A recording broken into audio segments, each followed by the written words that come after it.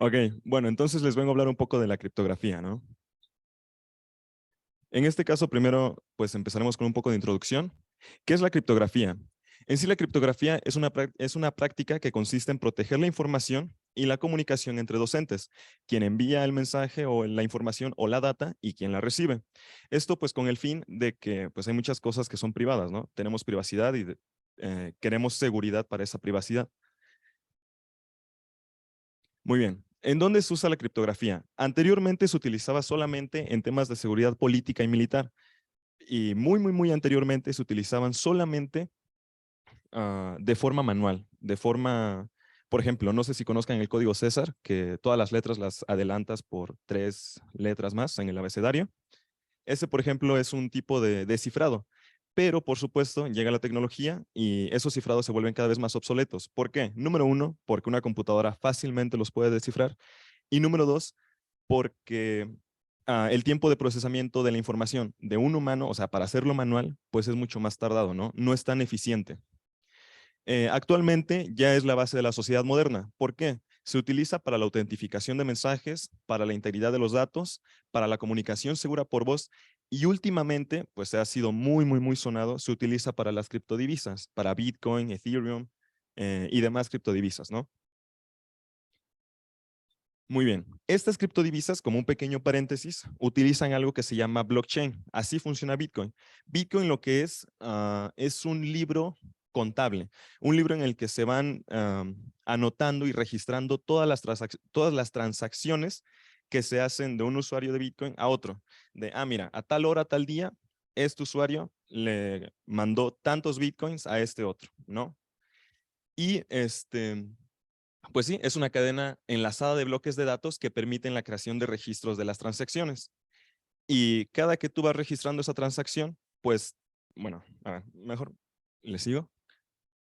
En este caso, se basa en un protocolo de consenso distribuido y gestionado por todos los participantes. ¿Qué quiere decir esto?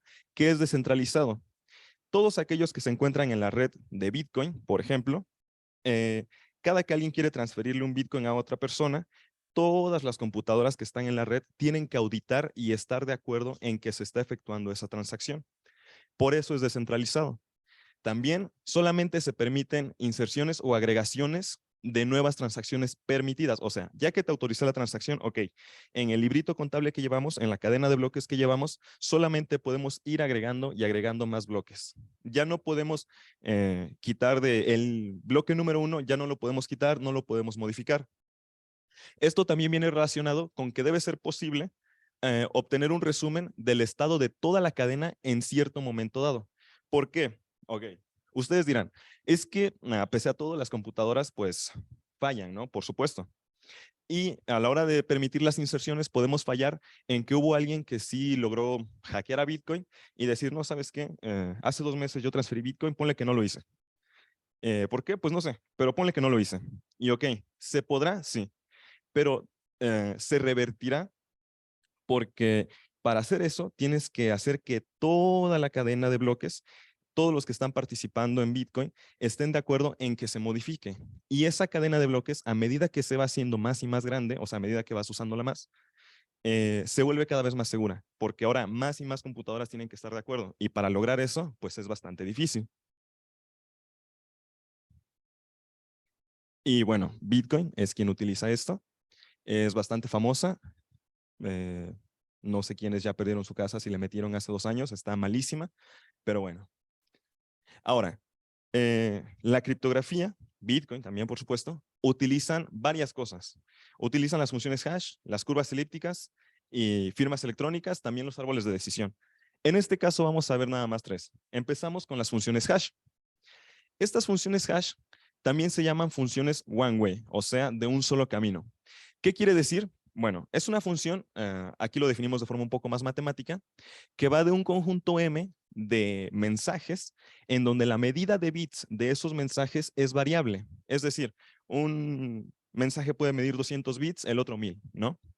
Y el objetivo de esta función es digerir o hacer un hash de este mensaje, es decir, compactarlo.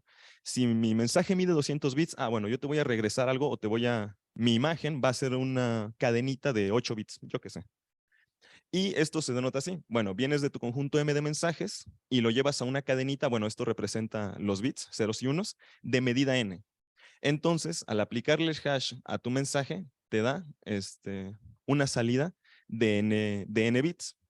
Ahora, el número posible de hashes que se tienen para el conjunto de mensajes es más pequeño que la cantidad de mensaje que tenemos, ¿no?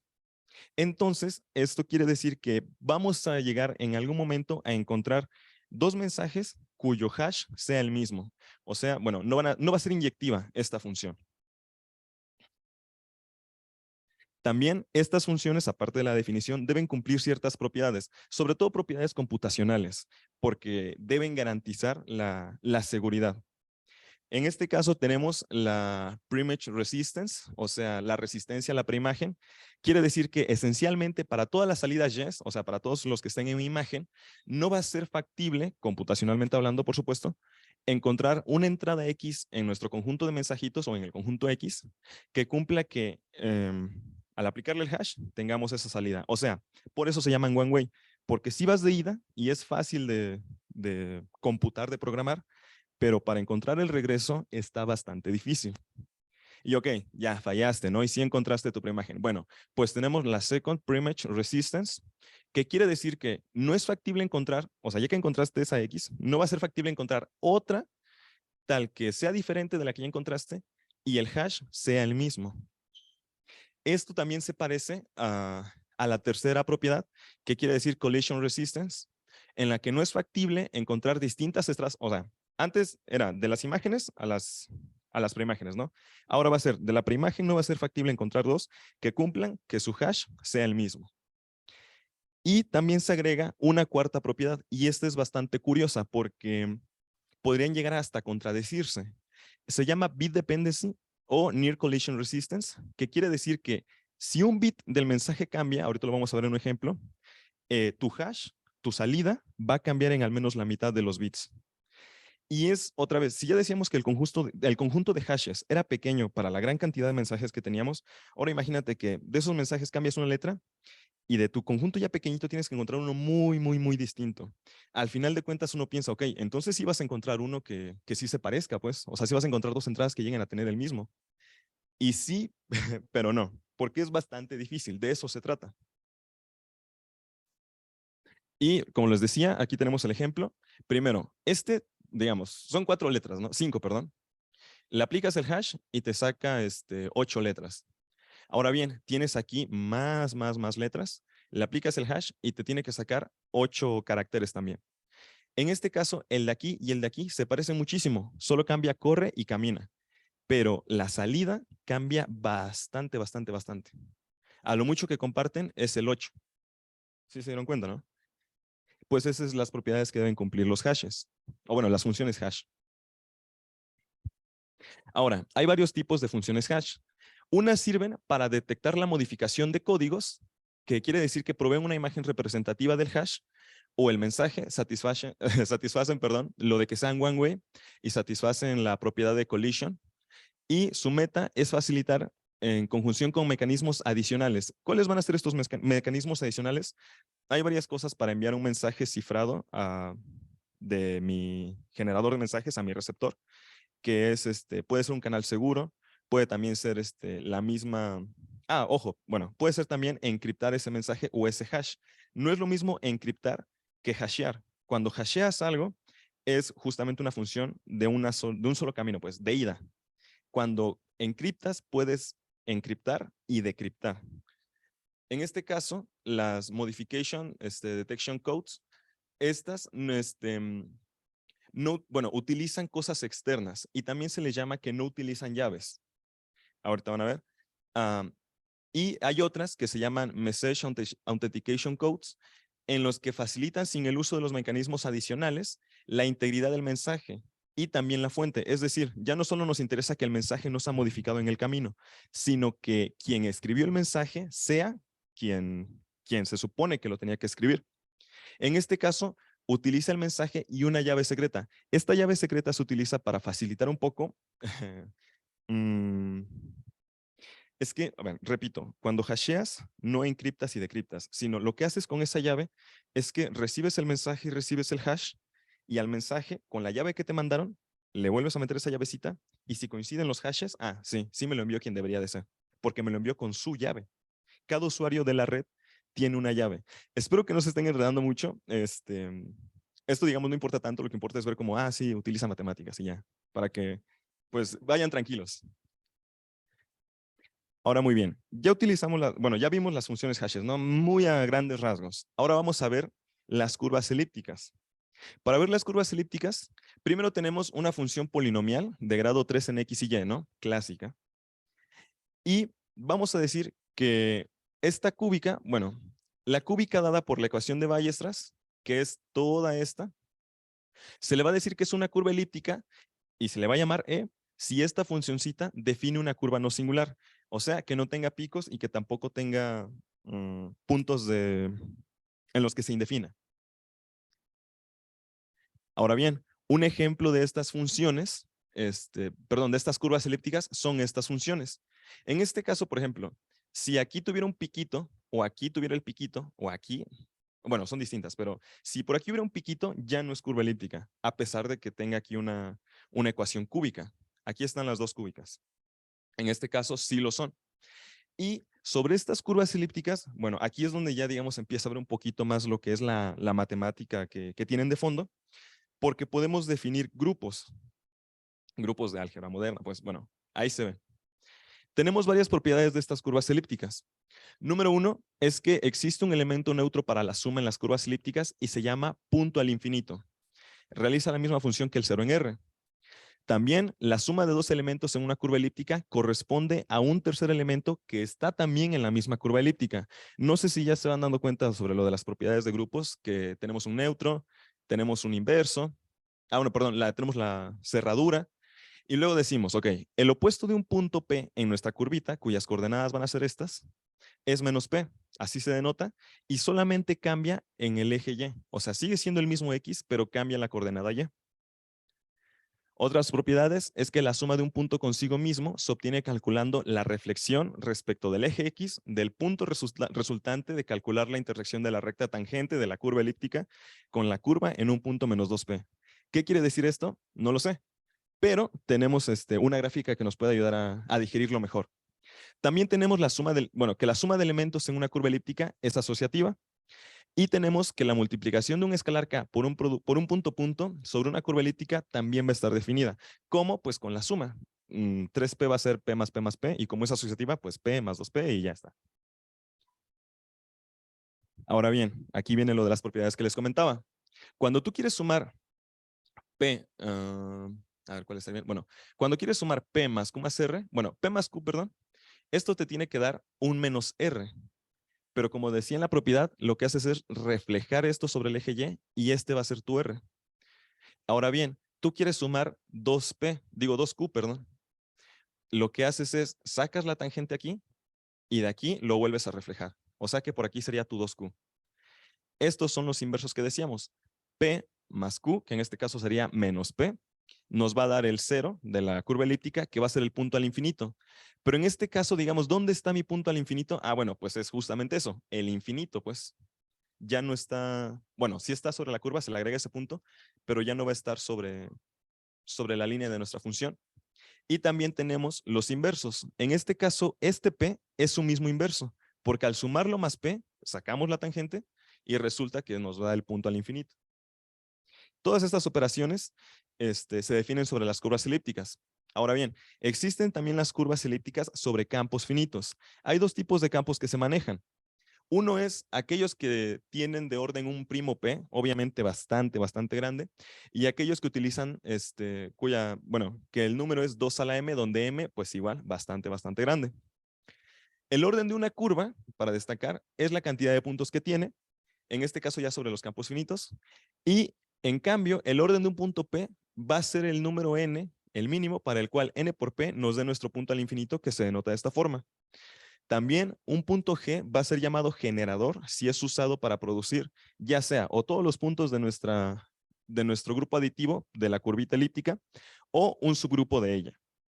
Todo esto, no sé si, bueno, quienes ya llevamos álgebra moderna, pues les esté sonando algo familiar. Y si graficamos esas curvas elípticas, este es un ejemplo de una curva elíptica cualquiera, que justamente es así, un montón de puntos distribuidos más o menos aleatoriamente, ¿no? Y solamente como dato curioso, la curva elíptica que utiliza Bitcoin es se llama SECP256, todas estas letras, y es esta. Ahora, utiliza un campo con un número primo, que en este caso el número primo se supone que es todo esto. Desde que tenemos 2 a la 56, ya sabemos que es enorme el número. Y todavía le quiere restar un poquito, bueno, aún así va a seguir siendo enorme. Esto nada más como dato curioso.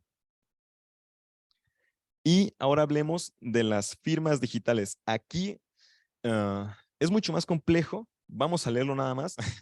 Bueno, no, pero sí es mucho más complejo como para que lo expliquemos a fondo. Ya creo que no tengo tanto tiempo.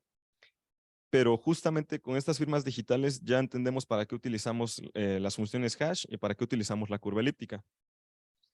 Primero, ¿qué es una firma digital? Pues una firma, pero digital, literalmente.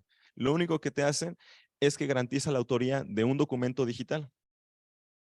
Es como cuando firmas, literalmente. Ahora, ¿qué características deben tener estas firmas digitales? Deben ser fáciles de calcular y difíciles de falsificar.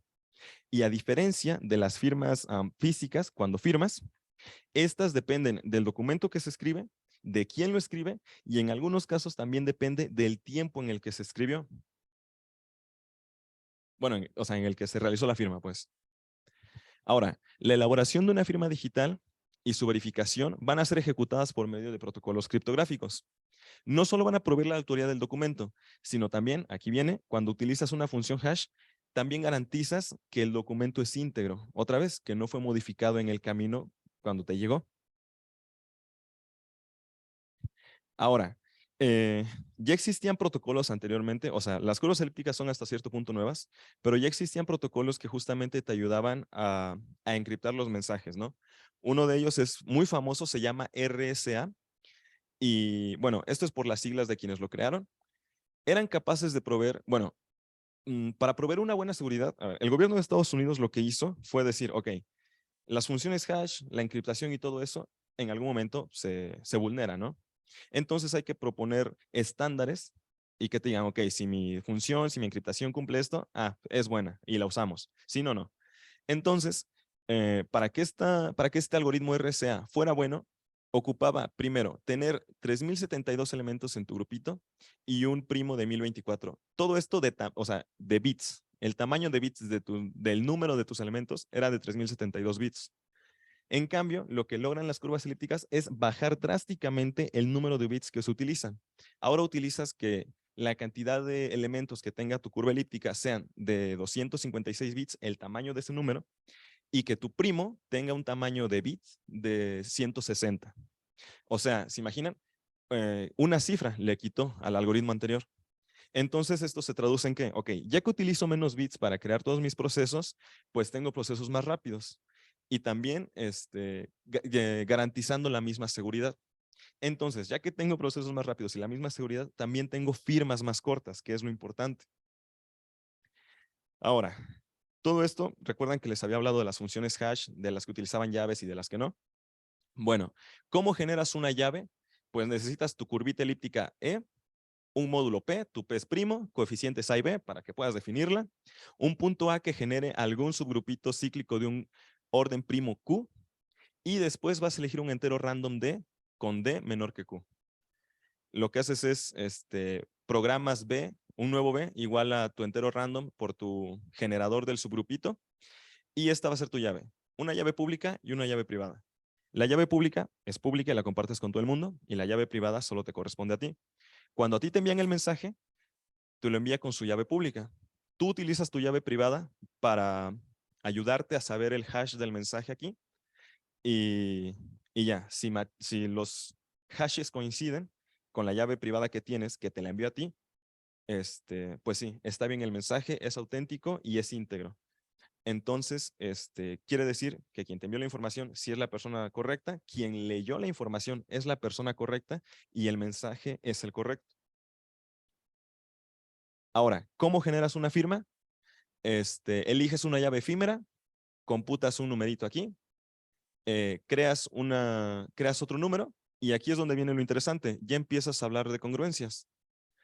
Aquí computas tu mensaje S, hasheas hasheas el mensaje X, le sumas tu D por R, bueno, si recuerdan el D pasadito, y con tu llave efímera tomas el inverso de esa llave efímera y lo haces todo módulo Q.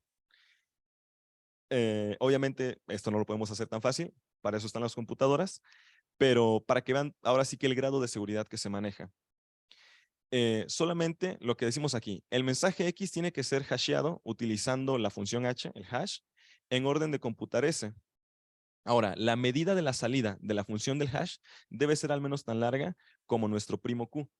Quiere decir que, por ejemplo, lo que decíamos debe medir unos 160 bits.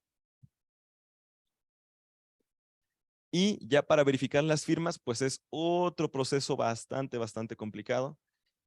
Aquí ya empiezas con los inversos, pero sigues manteniendo las congruencias módulo Q. Ahora haces la congruencia de tu W que sacaste por el hash y otra vez módulo Q. Sacas un valor auxiliar de tu W del inicio por R por módulo Q y luego empiezas a computar esto y ya. ¿Cómo saber si tu verificación fue buena? Ah, bueno, vas a tener que tu XP, si es congruente con R módulo Q, pues la firma es válida. O sea, quien lo firmó, sí, estuvo bien. Si no es congruente, pues la firma es inválida. Como les decía, el proceso ya a la hora de, o sea, hacerlo, digamos, ya estar en la práctica real, es bastante complicado. Eso garantiza la seguridad. Pero, pues, otra vez, si nos dicen, oye, ¿en qué vas a trabajar? Ah, bueno, pues puedo encriptar un par de cosas. Y sé que dirán, oye, los computólogos también pueden. Sí y no, porque pues por algo lo estamos haciendo también nosotros. Pero bueno, no, si hay computólogos no se ofendan, ¿eh? Pero pues para que vean todo el grado de complejidad que se maneja de una idea que le surgió a un jovencito a los 21 años, antes de morir, dijo, no, ¿sabes qué? Vamos a hacer un montón de grupos y defino estas operaciones y bla, bla, bla. Y, oh, mira, resulta que ahora gracias a él, pues mi dinero está teóricamente seguro, ¿no? Y ya, muchas gracias. ¡Ay! Gracias.